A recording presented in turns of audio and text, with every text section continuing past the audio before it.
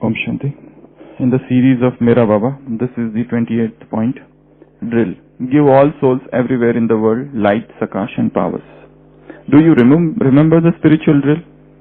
Can you come into your stage of being an ancestor in just 1 second? Become a lighthouse, a resident of the Supreme Abode with the Father and give light to the world.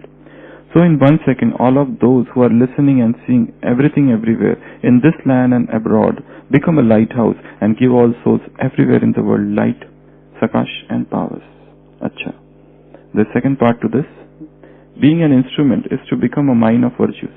If everyone becomes an instrument, then the renewal of the world will surely take place. To have the awareness of being an instrument is to become a mine of virtues. Let there be the awareness of being an instrument at every moment, and all other virtues will easily come, because there is no consciousness of I in the awareness of being an instrument. It is this consciousness of I that brings upheaval. By being an instrument, the consciousness of mind also ends and it becomes yours. You become easy yogi. So, what Baba is saying here is, do you remember the spiritual drill? Baba is conducting a spiritual drill. He is saying that you are ancestor soul. So, think of yourself in the stage of being an ancestor. In just 1 second, become a lighthouse, become a resident of the Supreme Abode, and from that Supreme Abode, give light to the world, give powers to the world, give sakash to the world. God is sitting in front. Okay? God is sitting in front. And He is a resident of the Supreme Abode. But when He comes on the earth, He tells to remember Him there. He is not telling us to remember Him as if He is in front of us. What He is teaching, look at this strange philosophy, you can say, that God is sitting ahead in front of you and He is telling to do a drill when you are in the Supreme Abode. You are sitting with the Father in the Supreme Abode, in Paramdham, and then give light to the world, give sakash to the world, get situated in the stage of being an ancestor. So the spiritual drills are so important. Baba has been teaching spiritual drill from such a long time, different spiritual drill. That's why we have to create new spiritual drills every day, because these spiritual drills are very much helpful. Because these spiritual drills only these drills will help us to become bodiless. Otherwise, just to keep on saying that I am soul, I am soul, I am soul, because the crux of this Gyan is soul consciousness. But how to become soul consciousness? The answer to this question is spiritual drill. That's why one of the methods we talked of, 26 method, text to drill method. So we have to convert all the text into a drill. For example, Baba has given here one example that we are ancestors. So imagine that you are ancestor and all your progeny is in front of you. You are situated in the self-respect of being an ancestor, a progenitor, forefather of this world, and I am responsible for the whole world, for giving sustenance to the whole world, Ruhani Palna, to the entire world. And then start doing this drill.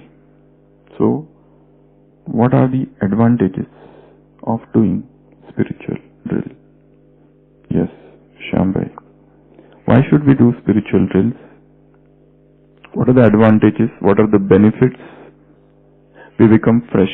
For understanding this question, first of all, we need to understand what happens when we do physical drill. What are the benefits of exercise? What are the benefits of walking? Just a simple exercise. All the exercise that accrue from physical drill,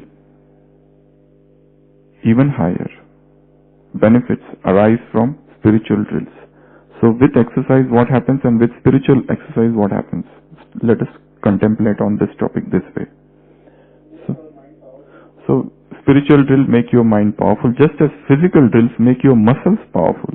In the similar manner, spiritual drill makes your soul powerful. One is making body powerful, another making soul powerful. One. Second, energetic. By doing exercise, you become energetic. When you do exercise, you become energetic. Third, you feel light. Okay? Weight loss. Yeah. Weight loss. That is the, obesity is the burning issue in the world. Also in the Brahmin family. Every alternate patient who comes to us tells us that mostly she or he wants to become thin. Because they tell 5 years back we were not like this. We were very good. But now we are becoming fat. So nobody likes obesity. So thin, weight loss. The soul is carrying burden of 63 births. Sinful activities, sinful actions of 63 births. So we need to cut down this, burn this fat, this extra weight. So weight loss. So weight loss, soul's weight loss. Then long life, longevity. Everybody loves longevity. Dirghayu it is known as. So for attaining this chirayu or dirghayu or longevity of life, you have to do exercise, you have to keep yourself fit. In the similar manner, in this Brahmin life, if you want to become immortal, eternal, yesterday's Murli. Yeah, yesterday's or day before yesterday's Murli. Be Amar, be Chiranjeevi. So if you want to become Amar, if you want to become Chiranjeevi, if you want to become eternal, imperishable in dharnas, imperishable in the Amrit Vela, imperishable in this Brahmin life, imperishable in zeal, zest, enthusiasm, imperishable in energy, in power, imperishable in purity, you have to do exercise. And that exercise here is spiritual drill. That exercise will give you longevity of the body. This exercise will give you longevity of soul. Then, next, health. You become healthy. Yes, also happiness. After exercising a lot, you feel happy. Because some good hormones, serotonins, anandamide. This is the newest hormone that they have named anandamide. Just as we have other names in medical. So, such hormones are released. Happiness hormones they are known as. So hormones are released in the body. Then enthusiasm increases. You get rid of depression. If you are down, you are depressed, you are tense, stressed, you just go for a walk. You just do little exercise. After doing that, you are a new person. So in the similar manner, after doing spiritual exercise, you will be a different person. Next. Yes, Purva. What are the benefits of Purva, right? Purvi? What's her name? I forgot. Purva only, no? Yeah. Yes, Purva. What is the benefits of spiritual drills? What are the benefits? Active. You become active. Alert. One more thing. If suppose I tell you to read this Murli or this book entire, you start reading and your mind starts wandering here and there. Attention is not focused. Okay? Now, if I tell you to do some exercise, automatically you get focused. Suppose you ask a child, Purva, if somebody asks you to read a book, you find it little tedious, little difficult. But if somebody asks you to play, you do it with joy. And after playing, you don't get tired. After reading book, you feel tired, fatigued. But after playing, you don't feel tired. Why? Because attention is focused. But if suppose I employ somebody and ask him to play, he will get tired. I am employing him, I am giving him a work. I am not doing him. You will get money, you have to play. Means maybe I am doing it in another way. I am converting play into work. So it makes you tired. So if you are doing work and you convert it into a play, you don't get tired. So in the similar manner, when you play, your attention is focused. When you do spiritual drill, your attention also, your soul becomes focused. That's an analogy. Your soul becomes focused. So attention, concentration, awareness, alertness, meditativeness. This happens with spiritual drills. And what else, Vaibhav? Comparison with this physical drill. Laziness is gone. Laziness is finished. That is the same part of that. You become more alert. Next. Easiness. What easiness? What happens while doing physical drill? Easiness comes. Okay, that's also right. You think like doing things. Otherwise don't feel like to do anything. People are just sitting like that. Okay, then? What's strong? Brain also becomes strong. Okay. Oh, very good point. By doing exercise, here the digestion system, your assimilation, power, absorption, everything becomes good. BMR increases. Here also, by doing spiritual drills, your power to churn, your power to digest the knowledge, assimilate this knowledge increases. Very, very excellent point. Then, spiritual drill, what are the benefits of spiritual drill? Yes, Arvind Bhai. Think, churn, cogitate, think more. Your confidence increases. Yes, very good. When you exercise, your physical capacity increases, your confidence increases. In the similar manner, your confidence to become bodiless increases. Otherwise, people say, oh, bodiless, very tough job. I can't become bodiless. It's so difficult. But by doing spiritual drill, continuously doing it, your confidence level goes up. The graph of confidence goes up. So confidence. Your resistance power increases. You can fight back all the diseases rather, even if the disease comes. Otherwise, you can ward off the diseases. So, you can resist diseases. Your immunity increases. So, diseases may not come to you. You will not contract diseases. So, in the similar manner, here, vices will not come to you. Because you have become strong, your resistance power has increased, your immunity has increased. So, that is why you can ward off, you can just keep aside keep at a distance all the vices. Because soul has become powerful. A soul which is less attached to the body is less likely to become vicious or to do vicious actions. So, that is one. Then, negative thoughts will not come, but less. More positive. Exercise induces a sense of positivity. In the similar manner, spiritual drills will make you all the more positive. So positivity. Very good. Then, immunity we said already, resistance power. Then, okay. So these are we didn't give homework for the next week, right? Tomorrow is yours. Spiritual selfie, Friday, English topics, your Shambhai, that we already gave you long back. So it's tomorrow. Yeah, we already gave you. It has already been given. Shambhai, tomorrow is your Hindi topic, and 2 people for spiritual drills. Two persons will conduct spiritual drills. Vaibhav and Hari Bhai, na? Spiritual activity. Yeah, both. On the last Sunday's Murli. Acha, okay. No, but he is ready. No, 2 are enough. Spiritual activity, last Sunday's Murli, both of you. And one Hindi topic that I will give later on to somebody. Yes, Kamlesh can take up one topic, Hindi topic. No, she has recently done. So Kamlesh will give Tapasvi Jivan. He can talk on that. So now come back to this. Being an instrument is to become, so this was all about spiritual drill. Okay. So there is another part to the paragraph. If everyone becomes an instrument, Baba is talking about becoming an instrument. Nimitta. To think of oneself as an instrument, to increase this awareness of being an instrument. One is the consciousness of I, another is the awareness of being an instrument. When you see that I am doing this, I am doing that, I am doing this, I am doing that. This is an error in grammar. That day we were talking about grammar of efforts. There is an error in pronoun. You think that error in verb and error in pronoun. You are using I, you are using she or he, or you are using I have done this. There is an error in the verb here. Baba has not taught us this grammar. This is Maya's grammar or worldly grammar, where you say that I am doing this. So you have to change this. This is the error, this is a mistake, a blunder. What you have to do is, I am not doing this. He is doing through me.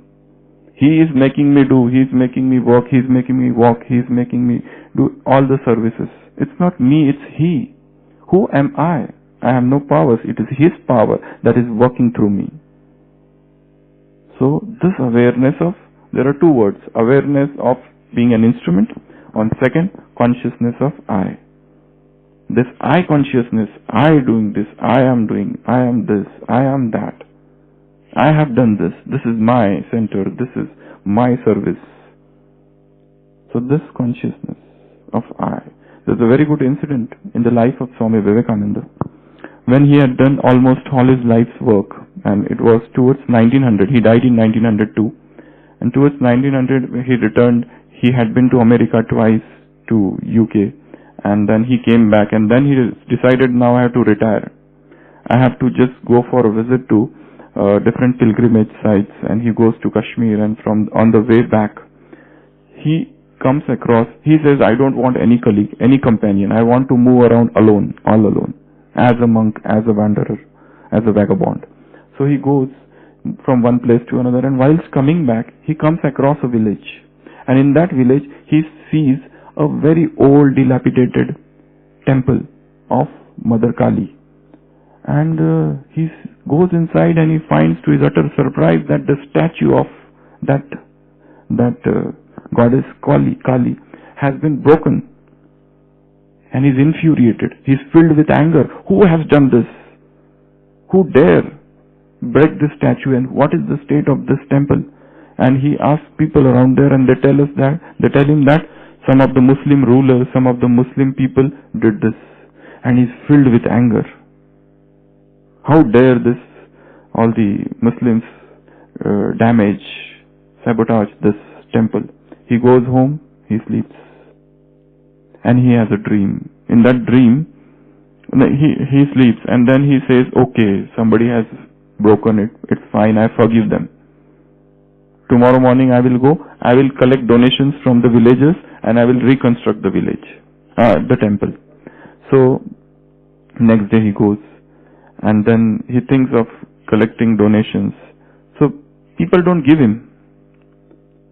Some people give, some don't.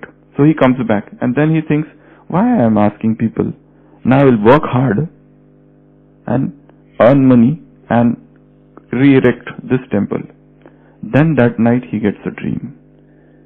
In that dream, Mother Kali comes in front of him, and she says him, what are you doing?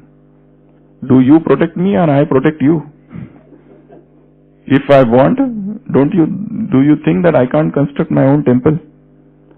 Do you think that I am so feeble, I am so weak, that some ruler comes, some Muslim people come and break my temple? Is it not in my power to protect myself? So, do you protect me, or I protect you? So suddenly he has a new realization. After doing extensive series of lectures here and there, and after doing extensive philanthropic work around the world, he comes to the conclusion that who I am just an instrument. She is doing everything through me. So what this ego, what this arrogance that I will construct this, I will do this, I will create this mission, that mission, I will help poor. Who am I to help poor? It's he, it's his power, it's she, the world mother, the divine mother who is moving me.